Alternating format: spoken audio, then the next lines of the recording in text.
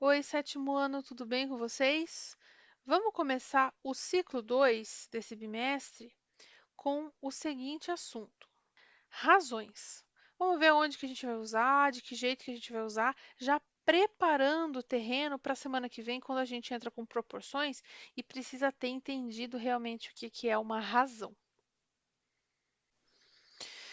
Bom, então, como a gente vai falar sobre razões, eu já vou começar falando sobre os elementos que vocês têm que saber, tá? A razão, ela é sempre uma relação entre uma grandeza e outra. Então, um exemplo bom para eu falar disso, de eu falar sobre esse assunto para vocês, é, por exemplo, velocidade, né? A velocidade, ela é a distância percorrida, tá? Dividido esse valor da distância, é dividido por tempo, tá? Se você for ver, por exemplo, quilômetros por hora é uma unidade de distância e uma unidade de tempo. Então, velocidade. Tá? A velocidade é um exemplo muito bom para falar sobre razões. Existe só a velocidade, assim, de razão famosa? Não, existem outras, a gente vai falar, inclusive, sobre elas. Mas eu quero colocar aqui para vocês que a gente vai chamar esse número aqui de cima, que é o numerador da fração, de antecedente. Você pode dar uma olhadinha no quadro verde da página 32. E esse aqui de baixo a gente vai chamar de consequente, tá? Isso aqui a gente vai usar pouco, mas eu estou mostrando para vocês porque talvez o livro fale sobre isso em algum exercício e aí você precise, tá? Então, aqui na parte de baixo é sempre ou o todo que você tem na fração, no inteiro, né? Por exemplo, um pedaço de 6 que eu tinha de bolo de chocolate, uma fatia de 6 que era o bolo, tá? Então, o consequente ele vai representar esse tipo de coisa. Ou também, eh, num mapa, por exemplo, né? Eu tenho 1 centímetro no desenho para o que seria 6 quilômetros na realidade. Então, isso acontece bastante, né? Em maquetes, em mapas. Então, daí o 6, de novo, seria o consequente e o antecedente. É só uma maneira de chamar uma nomenclatura, tá? As razões, gente, elas têm essa característica de ser escrita em forma de fração, porque fica mais fácil ali de você pensar, de você fazer cálculos, tá?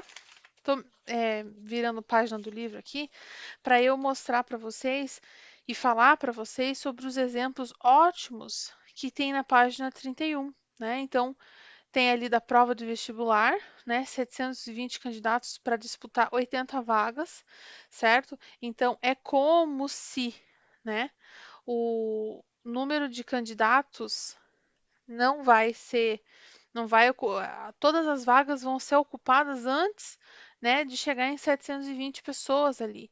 Então, você teria essa razão aqui, ó, de vagas e candidatos. Só para vocês entenderem quantas situações diferentes a gente pode usar, né, razões.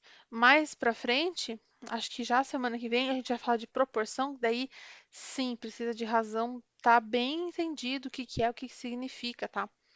Aí também na página 31 lá, 14 meninos e 21 meninas em uma classe. Então, a razão de meninas para meninos é, é falei errado, né? Coloquei. A razão de meninas para meninos seria essa aqui. A razão de meninos para meninas seria essa aqui.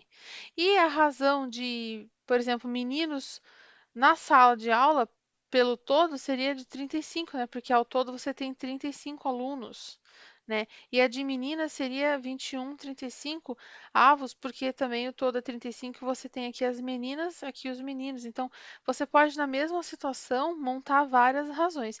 Depende do que você quer relacionar, tá? Então, razões são relações, tá? Sempre representada, então, pela divisão, né? Porque se a gente consegue colocar em forma de fração, a gente está falando de divisão. Vou fazer um exemplo aqui para vocês. Quero que vocês vejam ali na página 33, no exercício 2, tá? Então, vou colocar aqui um exemplo para a gente entender aonde que a gente vai aplicar isso aqui, tá? Página 33, exercício 2, diz assim: em uma cidade há 80 médicos para 320 mil habitantes. Quantos médicos há para cada habitante? Tá? Isso aqui é uma pergunta que quem não estuda razão iria pensar: gente, não tem nenhum médico por habitante, né? É pouco médico para tanta gente, certo? Porém, pessoal, na matemática a gente tem como ter um número disso, né? Então, é como se um médico cuidasse de alguns habitantes, certo?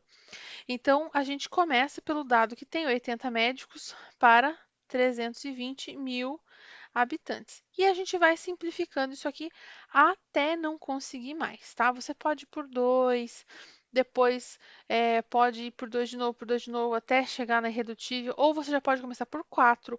Ou aqui no nosso caso, como a gente já percebeu que é um número grande, eu já vou começar dividindo por 80, tá?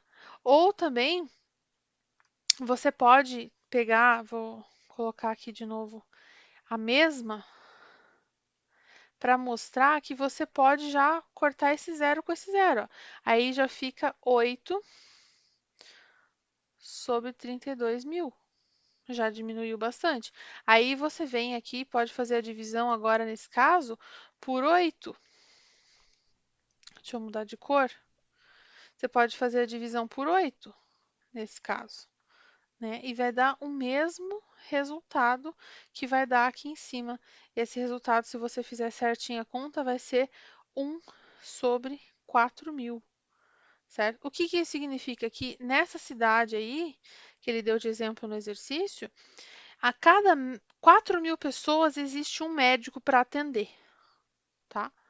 Então, né, tem gente que acha pouco, tem gente que acha muito. Esse aqui seria realmente o possível ideal, né? Mas muitas vezes isso não acontece nas cidades. Mas assim, só para você entender onde que a matemática vai se aplicar aí, tá? Tem um exercício bem interessante em cima desse dois, que é sobre gols, razão entre finalizações ali, né, tentativas de gol e gols realmente conseguidos, tá? E eu quero fazer também o exercício da página 34, o 4. Exercício 4 da página 34. Estou fazendo com vocês só para pegar de exemplo, tá, gente? Esse 4 da página 34 diz assim: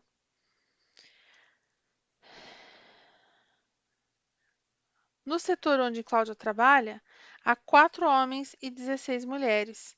Qual a razão do número de mulheres em relação ao total de funcionários nesse setor? Em relação ao total de funcionários, gente, eu vou ter 20, porque se são 4 homens e 16 mulheres, eu tenho 20 no total, tá? Mas qual a razão do número de mulheres? Então vai ser 16 sobre 20. Se perguntasse de homens, seria 4 sobre 20. Dá para simplificar? Sempre simplifica se for possível, tá? Eu vou simplificar aqui por 4. Eu acho que por 4 é um bom número para tentar ir direto já, né? Vai ser 4 quintos. Sempre deixa no irredutível, tá? Sempre no irredutível a tua razão. E é isso, gente. Essa matéria é tranquila, mas tem que treinar, tá? Então aproveitem bem o tempo de vocês para treinar. Até a próxima!